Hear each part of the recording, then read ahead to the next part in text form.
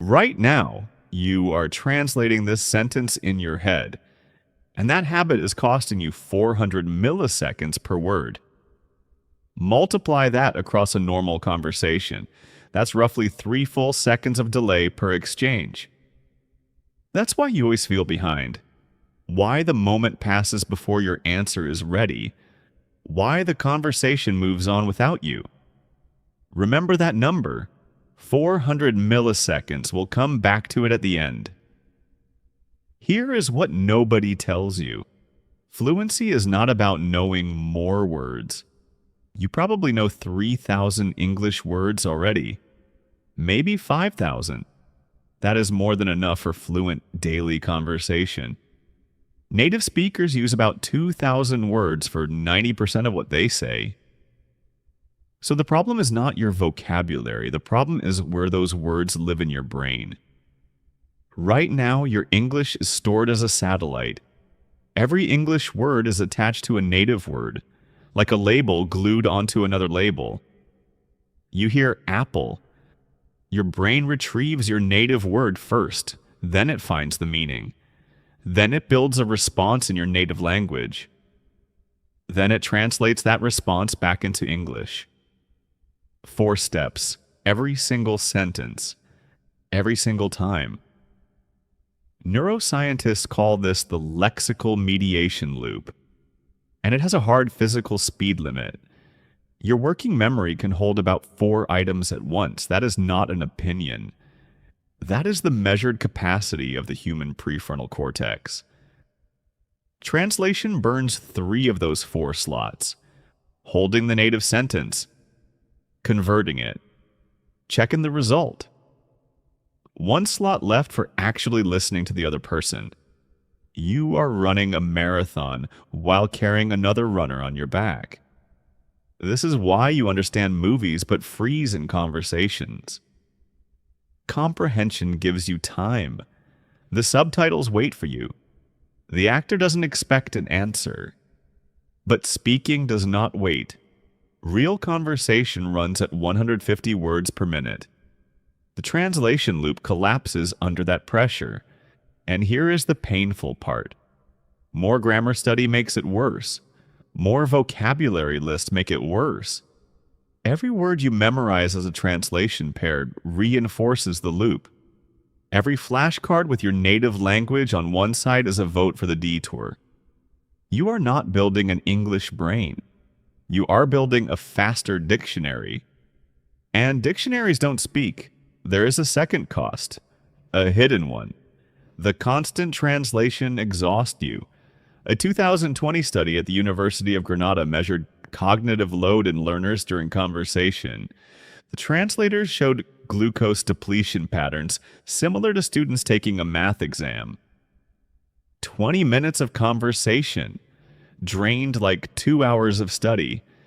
That fatigue you feel after speaking English. That is not weakness. That is your brain running 2 language systems in series when it should run 1. The solution is older than you think. Travel back to 9th century Baghdad, the House of Wisdom, the greatest translation center in human history.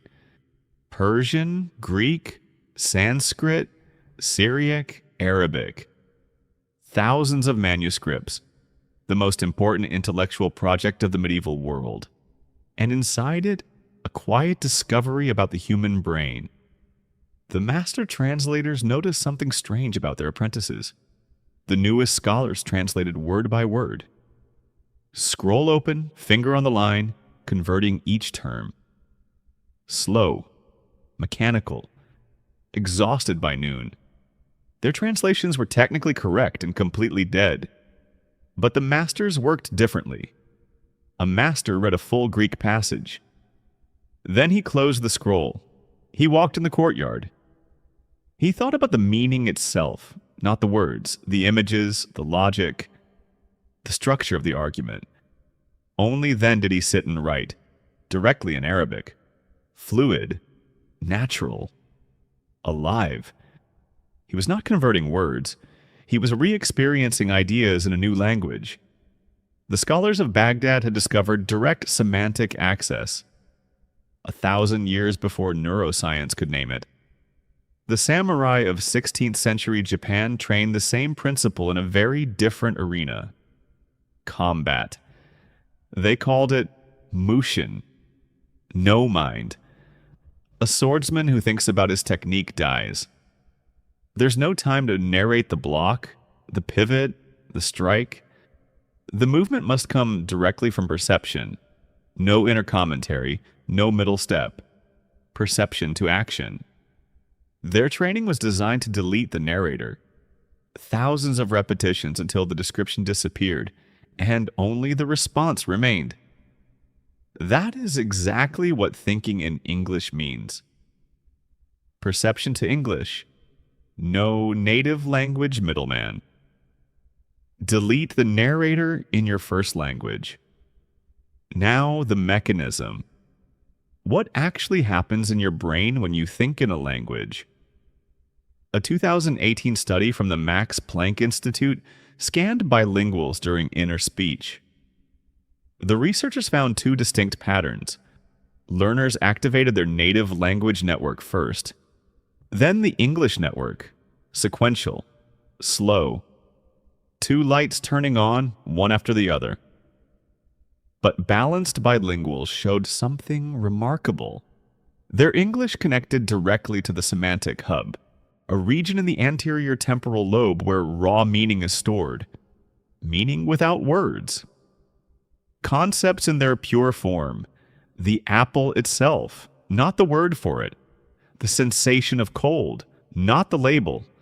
This hub is the most important place in your language brain. And here is the good news. You already own it. Every concept you know lives there. Fully built. Decades of experience, images, sensations, logic. The work is not learning English. The work is wiring English directly into that hub. Bypassing your native language entirely. Building a second road to a city that already exists. And there is a known mechanism for building that road. Hebbian learning. Neurons that fire together, wire together. Every time you connect an English word directly to an image, a sensation, an action, the direct pathway strengthens. Physically, new receptors, thicker myelin, faster signal. And every time you translate, the old detour strengthens instead. Your brain does not care about your intentions. It counts repetitions. Your daily habits are cast in votes, pathway by pathway, hour by hour. A 2021 study at University College London measured this rewiring directly. 2 groups of learners, 6 weeks. The first group practiced direct labeling, naming objects and actions in English without translating. The second group studied traditional bilingual word lists. Same time investment. Then the scans. The direct group showed new functional connectivity between English word forms and the semantic hub. The translation group showed none. 6 weeks, same effort, opposite results. The method is not a detail. The method is everything. One more piece before the protocol. Inner speech. Your brain narrates constantly. Psychologists estimate about 4,000 words of silent self-talk per hour. Comments, plans, complaints, reactions. Right now, all of it runs in your native language. Think about what that means. That is 4,000 repetitions per hour reinforcing the wrong network. 60,000 a day. Your own mind is training against you. But flip even a fraction of that narration into English, and the mathematics reverses. You turn your own head into an immersion environment. Free, portable, running every waking hour. No app, no teacher, no plane ticket. The most powerful language lab on Earth is already installed between your ears. It is just tuned to the wrong channel. So here's the protocol. 30 days, 4 phases. Follow the timing exactly. Phase 1, days 1 to 7. Direct labeling. 3 sessions a day, 5 minutes each. Morning, midday, evening. Look around you. Name what you see in English. Out loud if you are alone. Silently if not. Window, coffee, cold hands, blue car, rain. Rules. No full sentences yet. No translating. If you don't know a word, point at the thing mentally and skip it. Do not reach for your native language. Do not open a dictionary mid-session. The gap itself is productive. Your brain flags it and hunts for the word later. Expected sensation. This feels absurdly easy for 2 days. Almost insulting. By day 4, something shifts. English words start arriving before your native words for common objects. A small jolt of surprise. That is the direct pathway firing for the first time. Phase 2. Days 8 to 14. Narrate your actions. Same 3 sessions now, 7 minutes. Describe what you are doing as you do it. Present tense, short sentences.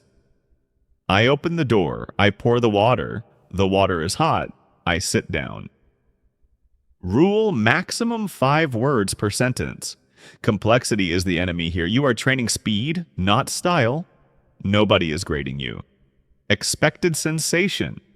Around day 10, you catch yourself narrating spontaneously, without deciding to. In the shower, walking. That is the habit loop forming in your basal ganglia. The system is starting to run itself. Phase 3. Days 15 to 22. Inner commentary. Now move from actions to thoughts, opinions, reactions, judgments. This coffee is too strong. I like this song. This meeting is too long. I'm tired today. Add 1 session, the last 10 minutes before sleep. Review your day in English, simple past. I woke up late. I finished the report. I called my brother. This timing matters more than any other session. Pre-sleep encoding gets replayed by your hippocampus during slow-wave sleep. A 2019 University of Bern study showed pre-sleep language practice consolidated twice as effectively as identical afternoon practice.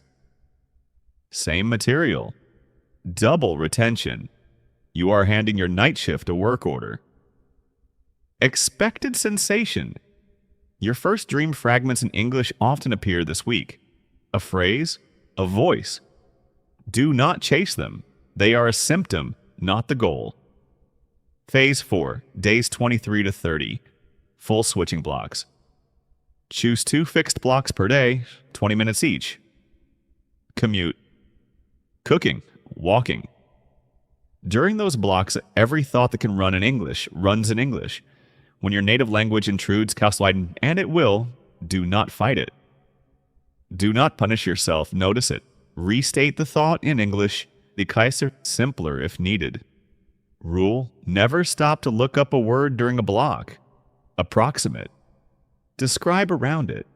Say, the thing that opens bottles if you must. Fluency is the art of the workaround. Every native speaker does this constantly. Expected sensation. By day 27 or 28, you experience moments of pure English thought. No awareness of effort. No echo of your native language underneath. 30 seconds, then a minute. It feels strangely quiet. That silence is direct semantic access. The Baghdad master's skill, rebuilt in your skull. After 30 days, the maintenance is light. Keep the pre-sleep review. Keep 1 daily switching block. 30 minutes a day, total. In exchange, remember the number from the beginning. 400 milliseconds per word. That is what you are deleting. Word by word, the delay dissolves. People around you will say you got faster at English. They will ask what course you took. The truth is stranger than any course. You stopped using your native language as a crutch. You stopped running the detour. English started running on its own hardware. And a language that runs on its own hardware doesn't feel like a foreign language anymore. It feels like thinking. Here's my question for you. When you talk to yourself right now in the privacy of your own head, which language does your mind choose? Tell me in the comments, and be honest about it. That answer is your real starting line. Next video, we go deeper into the machine. The amygdala. The 74 milliseconds that shut down your speech before your conscious brain even notices. Why you freeze when a native speaker looks at you.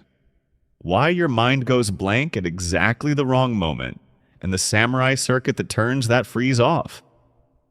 See you Tuesday.